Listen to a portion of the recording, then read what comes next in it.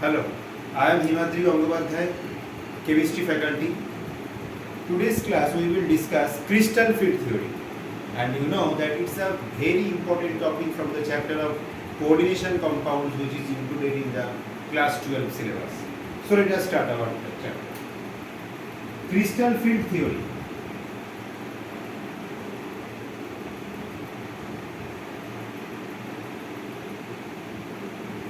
Which is also known as CFT theory. Now, before crystal field theory, from the chapter of coordination compounds, we have learnt about valence bond theory, hybridization, and the structure of the coordination compounds. But in this theory, we will calculate crystal field stabilization energy, which is a very important concept to understand the stability of any kind of coordination compound. So suppose from valence bond theory we have learnt about three different structures of complexes. One is octahedral complexes having the sp3d2 or d2sp3 hybridization, or the square planar complexes having the hybridization of dsp2, and the tetrahedral complexes having the hybridization of sp3. But one most important drawback of this theory was that from this theory the stability of the complexes cannot be identified, and this drawback was cleared by CFT. So let us write down the postulates of CFT first. The first postulate tells that suppose there is a metal which is d block element and ligands are approaching the metal.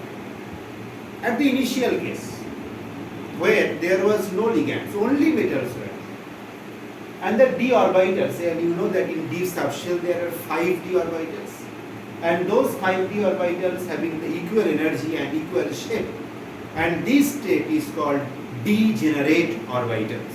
So this is the first postulate, that before approach of ligands,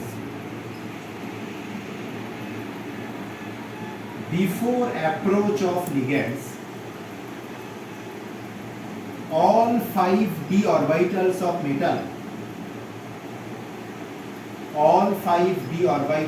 metal, vary same energy and shape, known as degenerate orbitals.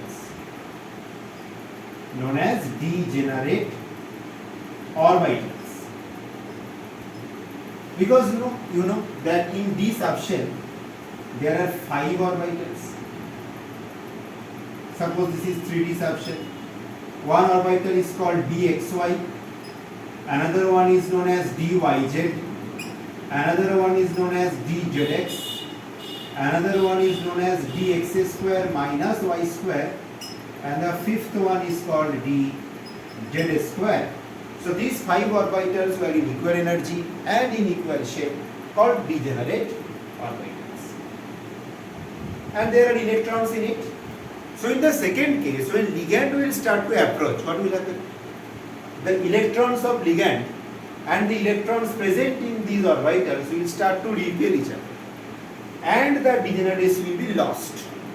These 5 atomic orbitals will now split into different directions because of the repulsion faced by the electrons of the lone pair with these electrons of the d subshell.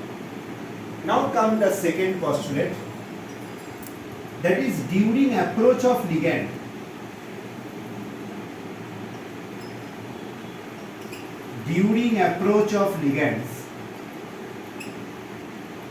due to the repulsion. So you know that this crystal field theory is a pure electrostatic model, okay? So due to the repulsion of electrons of ligands with electrons present in the d subshell of the metal, electrons of d subshell of metal, what will happen? Degeneracy will be lost and they will start to get splitted. Now how the splitting will occur?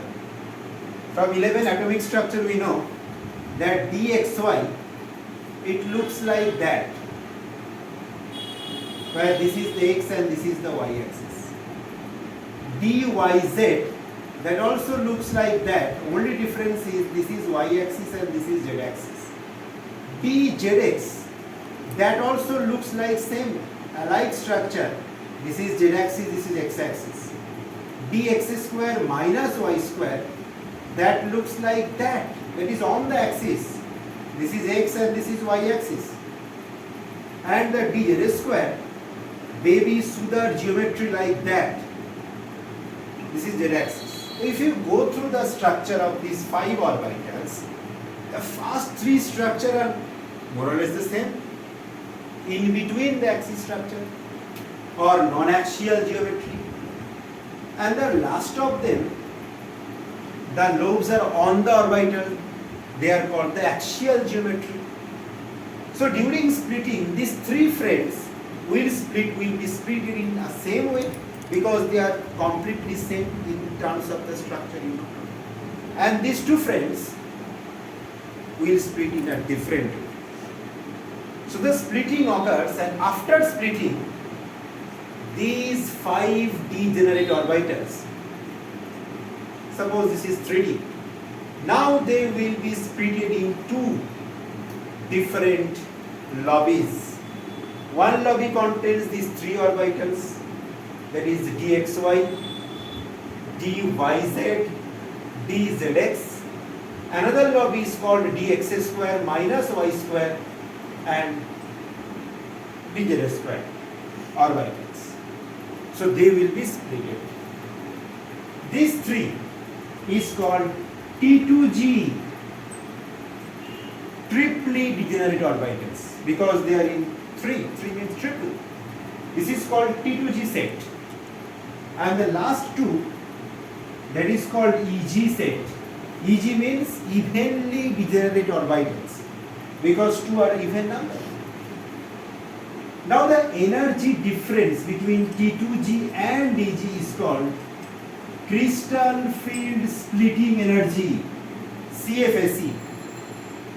And in your exams, in the competitive exams, the value of CFSE that will be asked to calculate.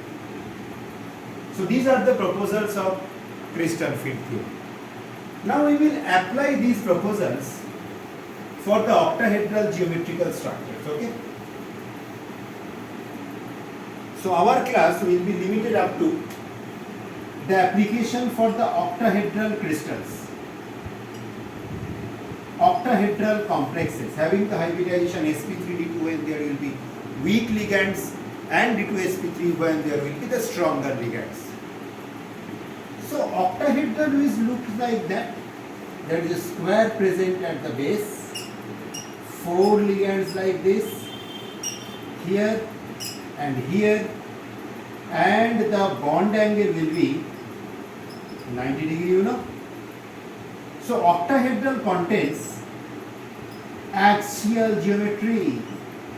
Okay, octahedral contains axial geometry. Now you know that these 2 are placed at axially, EG, and T2Gs are non-axial. So what will happen if we plot the energy profile diagram where potential energy is plotted along the y-axis and the reaction coordinate that will be plotted along the x-axis. So what will happen? Before splitting, the 5 orbitals were in the equal energy state. These are the 5 orbitals, you know. This is in the ground state, electronic configuration, degenerate. Now what will happen? Ligands will start to approach to the metal, so their energy will be increased. They will be a little bit more excited state. that is excited state electronic configuration, ESEC. Still they are degenerate. Now in the final state, ligands have approached already, so they will be splitted. Now in this case, the average energy for the excited state configuration is called the barycenter. And they will be splitted. Now which one will split more? Since this is octahedral and this is 90-degree axial structure, the axially placed orbitals will face more repulsion from the ligands. That is EG. So EG will repel more than the T2Gs. Sure? And the energy difference between EG and T2G is called crystal field splitting energy, called CFSE. The values for each electron in EG, the energy will increase by an amount of 0.6 del 0, and for each electron in T2G, the energy will decrease by an amount of 0.4 del 0. And if you multiply by 10, that will be 6d, and here also minus 4d. So in these two unitary methods, del 0 and d, we will calculate the value of CFS. We will stop this class after discussing one example. And this example appeared in the previous JEE questions, as you know. And the question was, calculate the CFSE of FeCN whole 6 4 minus complex and the CFSE of COF6 3 minus complex. Okay? So how we will solve it? Here the oxidation state of Fe is +2 and here the oxidation state of cobalt is +3, you know. So the configuration of Fe2 plus will be 3d6 4s0 and the configuration of CO3 plus is the same, you know, 3d6 4s0, because you know cobalt contains 27 electrons, 37 4s2. After losing these 3, the configuration will be like that. Now both having coordination number 6 each, both having the octahedral geometry each. And you know, for octahedral geometry, EG will be excited than T2G and similar.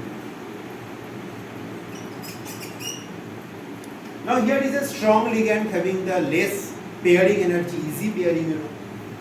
So the 6 electrons will be first one here, second one here, third one here, and the fourth one will go where? Will it jump to the EG, gaining CFSE? No.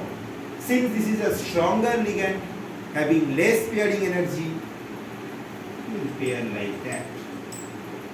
So the configuration is T2G6, EG0. Fluorine is a halogen donor, you know, that is a weak field ligand. Its pairing energy is very high than CFSE. So the first electron, second, third, and now will it pair? No, because weak ligand having high pairing energy all. So the fourth one will jump here, fifth, and the sixth one is here. So it will be T2G4EG2. Now put the values. For T2G the energy decreases by minus 0.4 and there are 4 electrons in T2G. For EG the energy increases by 0.6. So there are 2 electrons in, you know, EG, and there is one pair, and for pair the pairing energy is suppose P0. So this is minus 1.6 and this is plus 1.2. So the answer will be minus 0.4 delta 0 plus pairing energy. Why is P0? Because there is one pair and for formation of one pair, pairing energy is required. And here T2G6. So the energy will be minus 0.4 into 6. There is no electron in Ag. And 3 pairs. So it will be 3p0. So it will be minus 2.4 delta 0 plus 3p0. I will hope that you have understood the CFAC of the octahedral complexes and you will be able to solve problems for calculation of CFAC like this. And if you like this video, that will be highly grateful for me. Thanks a lot.